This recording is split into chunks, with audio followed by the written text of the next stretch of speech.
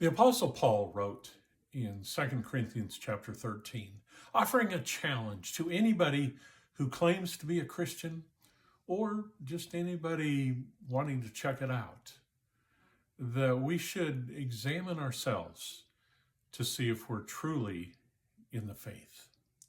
He says that we need to give ourselves regular checkups with the idea of seeing whether Jesus Christ is really in us or not. And so Jesus becomes the foundation of examining ourselves or passing the test. And it becomes important to know the true Jesus.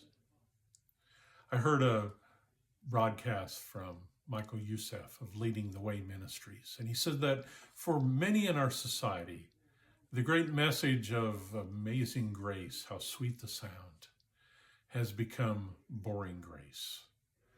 Because people don't understand who Jesus is, and sometimes they've changed what he's all about. And so it's not something that gets them excited anymore.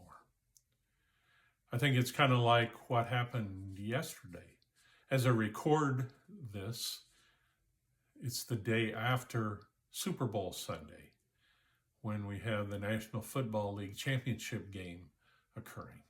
And many people get excited about the game and all the festivities that go along with it, and more so than having spent some time on Sunday in a boring worship service.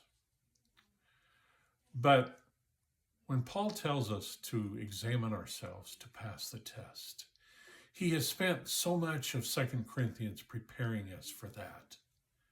And he says in the first chapter that his goal is to help the people be full of joy. And so he presents a Jesus that is far from boring. Look at some of what he wrote. In first chapter 19, he says Jesus is God's ultimate yes. In the second chapter, beginning 14, he says the knowledge of Christ is like a sweet perfume, and for those being saved, it is life-giving. And then in chapter 3, beginning in verse 6, he says the new covenant of salvation through Christ gives life.